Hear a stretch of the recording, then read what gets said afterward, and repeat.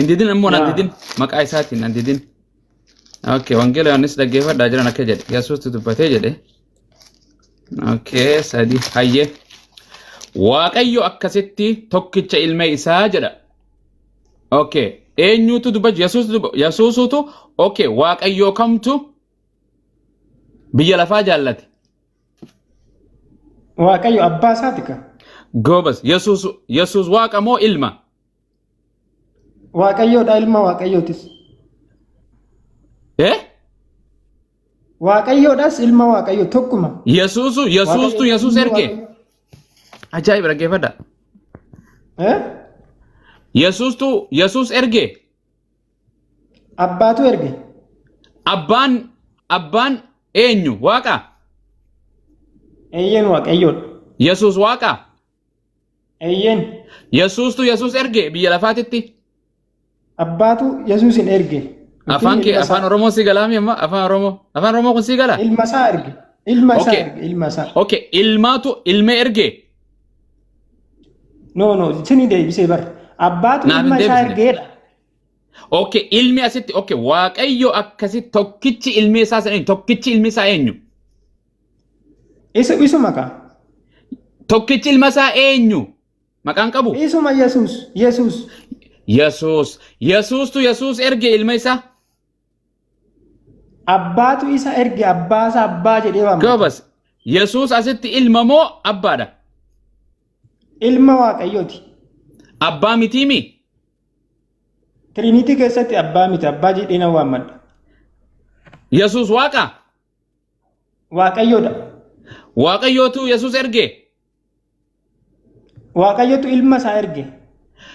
Okay, Yesuus erge? Yesuus abbaa biraa ergamee dhufe nu fayyisuuf jecha. Aboosan siin hin dinne waaqayyo akkasitti tokkicha ilma isaa gartee waaqayyo akkasitti tokkicha ilma isaa hamma kennuufitti eenyu biyya lafaatiif Yesuus kenne? Waaqayyo. Gobas, waaqayyotu Yesuus nuu kenneemi? Eeyyan akka ittiin fayyinuuf. Yesuus nuu kenne. Yesuus mitiimi? Kan biyya lafaatiif Yesuus kenne. Yesuus ma ergamee dhufe bar. Gobas, qaama ergeetu jiraami Yesuus? Abbaa isaatu erge. Abbaan isaa san waaqa moo waaqaa miti?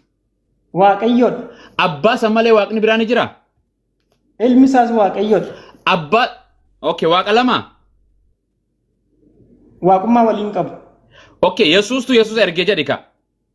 Laakin jedhu. Eega waliin qabaatan. Waliin qooddatu. Yesuus ilmani waaqeessa? Abeet. Yesuus ilmani waaqeessa? Namaan galu kun. Eeka kana busim galu. Yesuus waaqa abbaani waaqeessa dhuga moo soba? Waaqessin. Yesuus hafuura qulqulluu ni waaqeessa dhuga moo soba? Ragaa fidi. Okay, siin gaafadhe Yesuus ilmani waaqeessa dhuga moo soba? Inni waaqayyoodha. Okay, Yesuus abbaani waaqeessa abbaani kadhata dhuga moo soba? Amala namummaa isaatiin abbaa kadhateera. La hawla wala quwwata. Amala feeteen amala seexaanaatiin amala feeteen. Yesuus waaqayyoo ni qabu moo hin qabu? Abbaa qaba. Waaqan qabu? Amala namummaa isaatiin waaqayyoo qaba. Gobas, ati namummaadhaan waaqa ni qabdu moo hin qabdu? Qaba. Namummaa sani Yesuus moo waaqayyoon kee waaqayyoo Yesuus sani? Waaqeffamaa ture innillee. Aboosan siin hin jenne lammi. Yesuus namummaa isaatiin waaqa waaqessu ni qaba moo hin qabu? Abbaa kadhateera. Kaayyoon isaa. Ansa siin hin jenne abboo waan si gaafadhe malee Yesuus abbaa ni qaba moo hin qabu? Amala namummaa isaatiin abbaa. La hawla wala quwwata. Amalaa fi amalatti maaf jengete? Yesuusin si jedhe Yesuus waaqa ni qaba moo hin qabu? Ni qaba hin qabu manaan jedhe bakka. Yesuus gaafa jennu nuti nama guutuu waaqa guutuu yaadanna. Yesuus ani nama guutuu waaqa guutuu jedhe? Barreeffameera eeyyee. Yesuus tu jedhe naa kanne amma wangeela Maatiyos Marqos Ilma namaatu hin jedheera. Ilma namaati malee waaqaa mitiimi? Ani ilma waaqayyooti gaafa jedhanii waaqayyoo. Okay, akkana jedha laa Yesuus akkana boqonnuma amma wangeela akka jedhu. Kunis eenyu kana jedhe? Kunis ilma namaatti kan amanu hundinuu jireenya bara baraan kan argata. Eenyutu ilma namaati asitti? Yesuus tofiin jedhaa jira oduma waaqayyoo. Ni kijibe moo dhuga? Foon uffatee waan dhufee fide. Waan fedhe sibiila hin dhuffanne. Okay, ati sibiila uffatte moo foon uffatteeti? Nama ani. Sibiila uffatte moo foon uffatte? Yesuusin uffadhe. Naa kan ragaa. Akka sibiilatti. Naa kan Yesuusin uffadhe akka sibiilaa kan jedhu. Hin jiru. Kan taphatin ka. Okay, akkana jedha. Kunis ilma namaatti kan amanu jedhe. Eenyu dubbachu ilma namaa kan amanu kan jedhe kun eenyu? Ilma Waaqayyoo kanatu ilma namaa wajjin jechaara. Okay, ni khijibe moo dhugaa nu dubbate moo prank dalage? Dhugaa isaati lakke. Dhugaa foon uffatee waan dhufe. Yesuus ilma namaatti jedhe mee yeroo sadii? Yesuus ilma Waaqayyootidha. Wallahi pente argitanii jedhana abadan pente wangeela. Penten sin dhageessu bar. Akkana pente waaqaa sin dhageessu. Hayyee. Trinity jara harka yeroon deegu laalazim jedhaate ishee kana qofa na dhaggeeffadha. Absolutely. Akkana jedhe lammisa. Ilmis abbaanis waaqadha jennaan ilmi ilmadha abbaan abbaadha jarrisiin jennaan maal jettee waaqummaa waliin qabu jette miti? Yaa waaqummaa waliin qooddatu. Jarri waaqa lama moo tokko jennaan jarri tokko malee lama miti jettee mi? Qaama sadii waaqummaa tokko waliin qabu.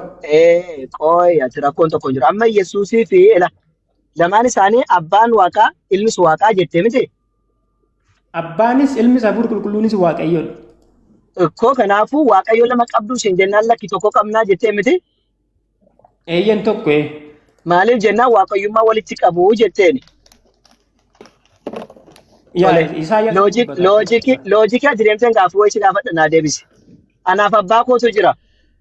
Anaaf abbaan kun namummaa walitti qabna. Amma anaaf abbaan kun nama lama moo nama tokko jedhamna? Ati mul'atta ka. Gaaffii si gaafadha qofa naa deebisi. Na mul'adhaa mul'adhu dhiisi. Anaaf abbaan kun namummaa walitti qabna moo hin qabnu? Tiriiniitiin namaan hin ibsamu. Gaaffiin si gaafadhe qofa naa deebisati. Anaaf abbaan kun namummaa walitti qabna moo hin qabnu? Atii fi abbaan kee namadha.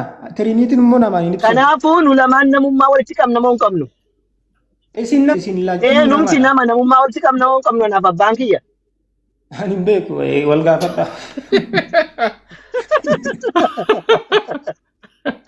Okay.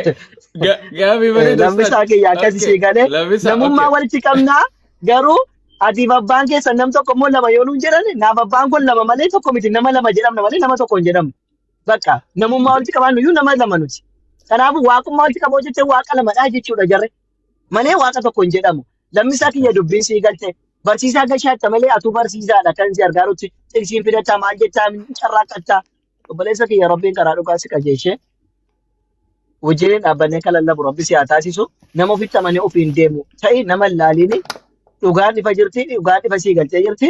Akkasuma waa'in tiriiniitis akkatti deemta karaa isin deemtan isoo deemne loojikiin sun nama hin baasu. Karaa nuti deemnutu immoo sirriidha. Karaa sana fudhadhaatiin waliin deemaa isiniin jedha. Galatoomi lammisaa kiyya. Lammisaa. Akkasii Lammisaa. Kana booda deemu waan biraas hin gaafadhu jechuun waan loojika takka. No sin gaafadhu wangeela sin gaafadhu wallahi sin gaafadhu. Mana tokko namaatu mana tokko ma fakkeenyaaf anaatu mana tokko ol seena mana san keessa faraantu jira lammii jira caaltuu jira mana san keessa nama meeqaa ture? Caaltuu baasi. Okay Abu Muaztu mana tokko keessa Abu Muaz lammisaa faraantu ture mana san keessa nama meeqaa ture? Nama sadi. Nama tokko maaliif nama tokko hin jenne? Sadii kaasaan nama kan jedhaman namummaa maaliif nama tokko hin taane? Okay Waaqayyo Yesuus waaqarra jiraami?